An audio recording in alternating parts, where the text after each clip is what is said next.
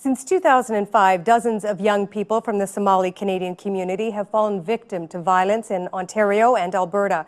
6 have died in the Toronto area since June. So we want to get some insight into the violence. So Idil, let me start with you. What do you see as the causes, the root causes of this violence that's hitting your community so hard? Well, it is a multidimensional and multifaceted problem. I don't think it's one thing that is affecting the outbursts of violence, but really 20 years of problems that have been infested in the community and have been getting worse. We could start this at the initial settlement experience of our parents and how wrong that went. And on top of that, there's the poverty, there's the high school dropout rate, and there's just a lack of opportunity, and a lot of kids feel frustrated and they feel alienated and isolated, like they don't belong in the society, and then they can't relate to back home either. So a lot of them, I think, have an identity crisis and they want to belong. For me, I said the future is promising. We have a lot of different organizations with the citywide who are doing great work. You know what I mean? Who are over there volunteering their time night and day, whether they're doing recreational stuff, mentoring stuff, or the counseling. So I think the future looks promising, and the more we work together, the better it'll get for us. And I'm a deputy chief with Toronto Police Service. Well, I mean, first of all, Canada is a country of immigrants.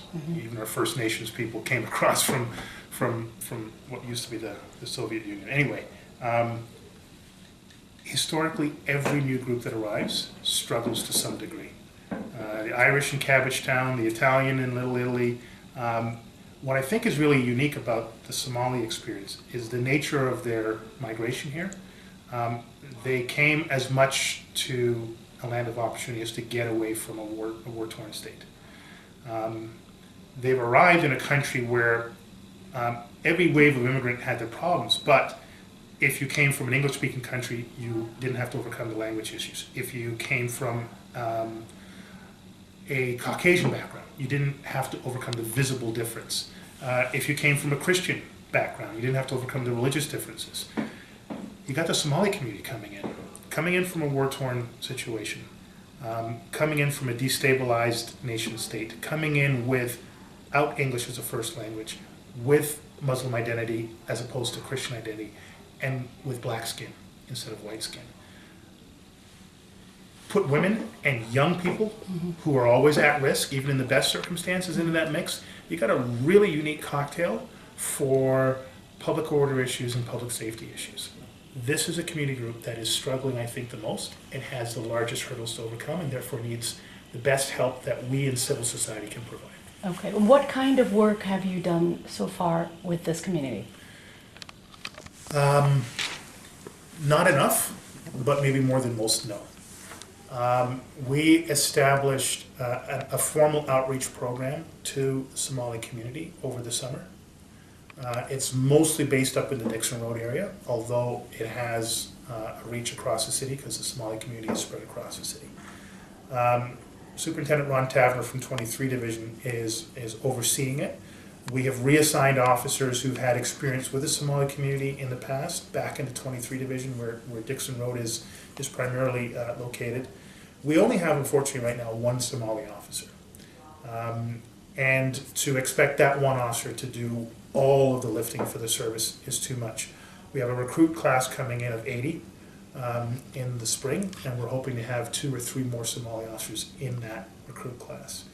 So we're looking at it both in terms of a community outreach, starting of a concrete set of dialogues. We're working with the Ministry of Community Safety, Correctional Services, and the Ministry of Youth and Family Services with their outreach program. But in addition, we have our own outreach program. We're trying to recruit more Somali officers onto the service. We're also realizing within our own crime management piece that while there are many communities that are struggling with crime issues, the Somali community has to be one that we are really on top of and in touch with.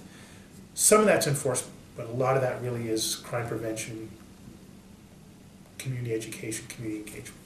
As you know, we have spoken about our Excellence for Us program, which is in Crescent Town, and hopefully the police will be involved as well there. We have been in Crescent Town, and there is a Somali community, there is a Bengali community, there is an Ethiopian community, and it's predominantly an immigrant community. There is a program there that has been running for a number of years, and it looks at youth at risk and it goes in at an early stage. Right. If you could recommend to us, what would be the factors that would make that program a shining success so that it can be duplicated elsewhere? Wow, that's a big question. First of all, Crescent Town, I know it very well. I spent my first 5 years working in 54 Division, where Crescent Town will come to place. I spent a lot of time in that area. Massey, what's the other major? It's Crescent Town, and then there's another set of buildings there. Anyway, 54 Division is run by Peter Ewan. Peter Ewan's one of our best community police officers. If you can send me the details on the program, I will get him connected in, and he and his officers will work in support of it. That's not on its own going to make it successful, but make sure the local police are involved with it at the early stages and can support it going forward. You know, what I would suggest, first of all, the types of issues that are in Crescent Town, the density of population, new immigrant, it's multiple issues. It's not just public safety. There's probably public health, public education. There's all those injects that need to happen. Any one of those families is not going to have their solutions solved just by having a connection to 54 Division. You need a lot more early intervention pieces, and you need a case conferencing approach. What I would recommend for Crescent Town is that we set up a hub of services within that catchment area, directly located physically within the complex itself, so that people don't have to take a bus or a subway to get there. We're experimenting right now with exactly that type of hub service delivery up in 23 Division, not in Dixon specifically, but in that catchment area, where we've got the city services at the table, police and other social justice agencies, local NGOs, local counselors, all there working on case conferencing around families and individuals, trying to manage risk and trying to put the right interventions in at the earliest point possible. That's a model that we're trying to experiment with the Toronto Police, and we're trying to build out with community partners. If it works up in 23, we're going to scale, and if we scale, there will be ones that will happen out in the East End. And I would make a pitch right now that if we're successful what we're doing in 23, that 54 Division would have a hub, and it would go into a place like Crescent Down or Flemington Park up in the northwest end of that division. But that's what I think we need to look at. And whether the police are involved in that at an early stage, you can still mobilize local community-based organizations. City safety folks can come up there as well, and you can start setting up the physical infrastructure and the relationship infrastructure, and at a point when you're ready, then the police can become involved in that. But I really don't see it as a policing issue first or last. It's a community issue. Okay, my name is Fayez, and I've been with this program for about 4 years. And I was with the after-school program. I'm in Canada for about 3 years. So when did I come? It was really hard for me to adjust here.